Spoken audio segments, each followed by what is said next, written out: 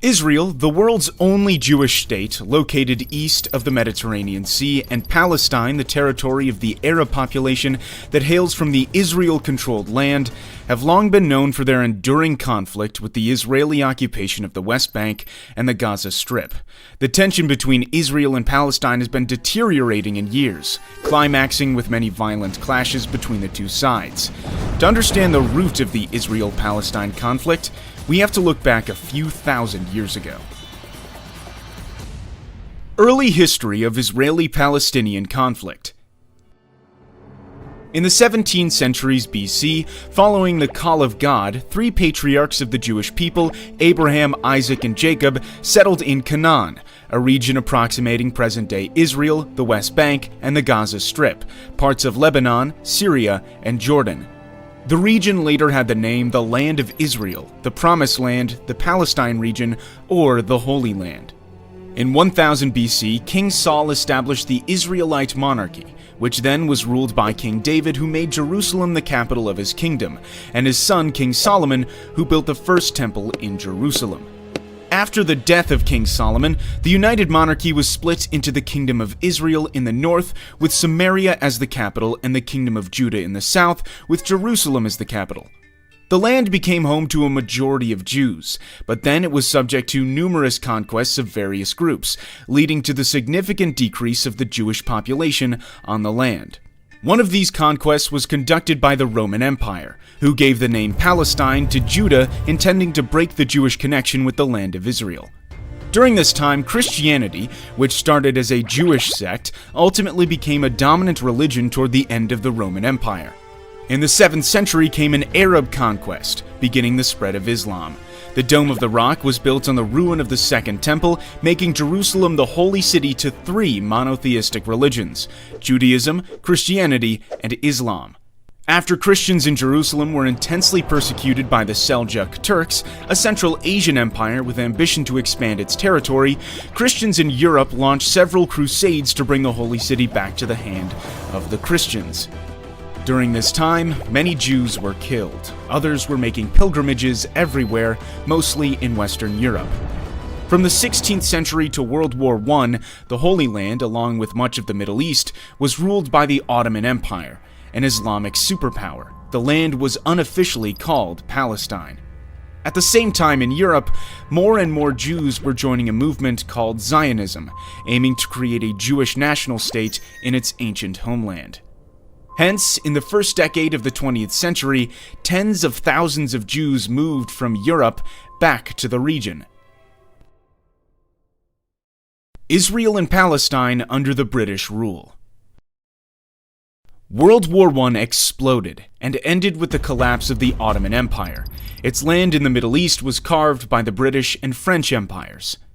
The British then gave more independence for Iraq and Jordan, and the region remaining under the control of Britain was what it called the British Mandate for Palestine, where Britain promised to establish a Jewish national homeland under its Balfour Declaration, which went into effect in 1923. Tensions between the Jews and the Arabs who both claimed the land grew, which even led to acts of violence.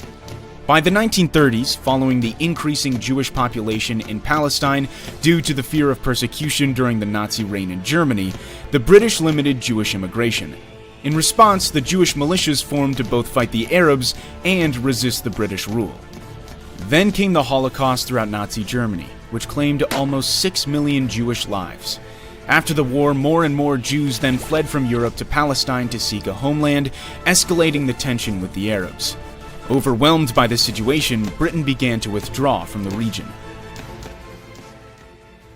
The birth of the Israel state.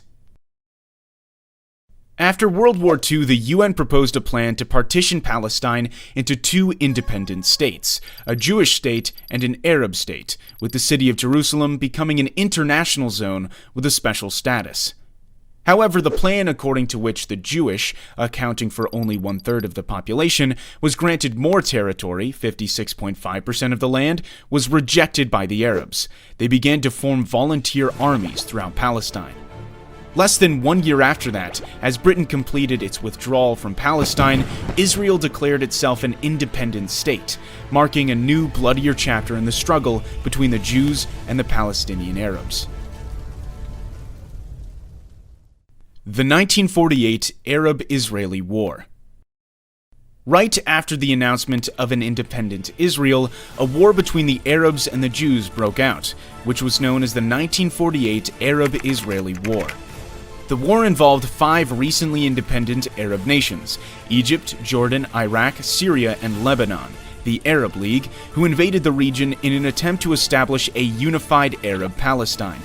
However, a ceasefire agreement was reached a year later in which more than 2/3 of historic Palestine, including the West Jerusalem, belonged to Israel, while Jordan occupied East Jerusalem and the area known as the West Bank, and Egypt occupied the Gaza Strip.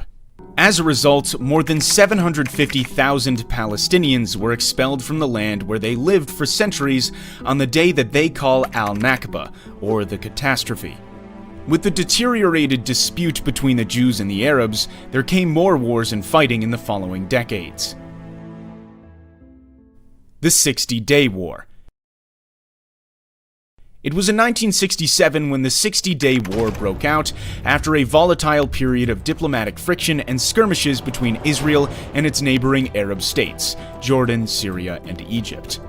This brief war ended with the victory of Israel, giving Israel control over the Golan Heights from Syria, the West Bank and East Jerusalem from Jordan, and Gaza and the Sinai Peninsula from Egypt. Sinai was later returned to Egypt under the Egypt-Israel Peace Treaty.